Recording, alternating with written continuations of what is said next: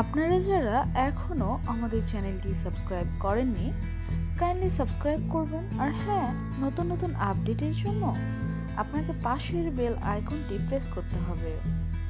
আসনা হাবিব ভাবনা টিভি অভিনেত্রী, কিন্তু পরিচয়ের বাইরে গিয়ে গড়তে চেয়েছিলেন নতুন পরিচয়। বড় পর্দার নায়িকা হয়ে এসেছিলেন ভয়ঙ্কর সুন্দর হয়ে, কিন্তু ভাগ্য সহায় হয়নি তার। অনিমেষ রাইচের সে ছবি খুব একটা আলোচনায় আসেনি। এরপর আর নতুন কোনো সিনেমায় অফারও পাননি।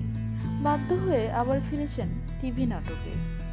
ভালো অফার না পেলে এখন থেকে নাটকেও দেখা যাবে না তাকে।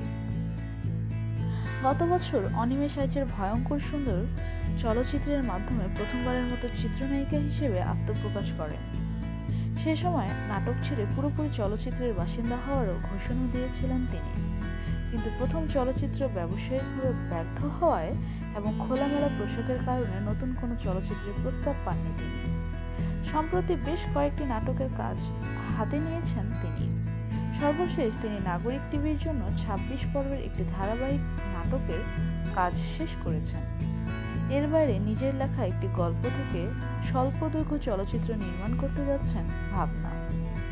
আসনা হাবিব ভাবনা জানান, বেশ কয়েকটি খণ্ড নাটক নিয়ে এখন ব্যস্ত আছি, তবে চলচ্চিত্রই আমার একমাত্র লক্ষ্য।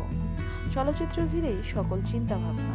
তাছাড়া ভয়ঙ্কর সুন্দর নিয়ে আলোচনা সমালোচনা দুটোই পেয়েছি, তবে যেটা পেয়েছি সেটা হচ্ছে রেসপন্স।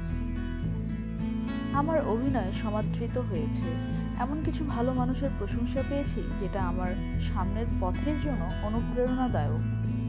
ভাবনা আরও বলেন, এই যে আমার ছবি এখনো বিশ্বের বিভিন্ন দেশে যাচ্ছে, উৎসবে অংশ নিচ্ছে, এসব ভালো খবর। এই ভালো খবরের পেছনে রয়েছে একটি ভালো চিত্রনাট্য।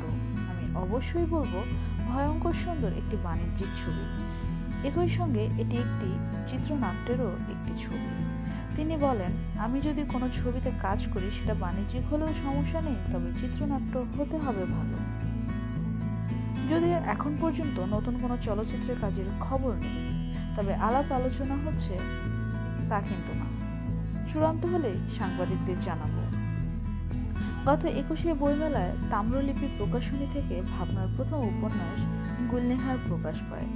ভাবনার দাবি, বইটি মেলার ১৭তম দিনে বইমেলায় এলেও এর দ্বিতীয় সংস্করণ শেষ হয়ে যায়, যার কারণে পরের বইমেলার প্রকাশের জন্য ভাবনার উপর প্রকাশ কর্তৃপক্ষ একটা তাগিদ চলে এসেছে। তাই একটা বই লেখার কথাও শুরু করেছেন তিনি। গত ৬ সেপ্টেম্বর বই পড়ার দিবসে নিজের দ্বিতীয় উপন্যাসটি শুরু করার খবর জানিয়েছেন এই অভিনেত্রী। আগামী বছর ২১শে বইমেলায় প্রকাশিত হবে তার দ্বিতীয় এই উপন্যাস। ভাবনা বলেন, উপন্যাসের গল্প এখনই বলতে চাই না, তবে এটুকু বলবো এই উপন্যাসটিও মেয়েদের নিয়ে। ১৬ থেকে ২২ বছরের একটি মেয়ের জীবন নিয়ে এই উপন্যাসের কাহিনী।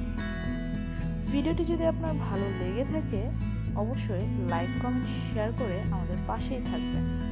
ধন্যবাদ।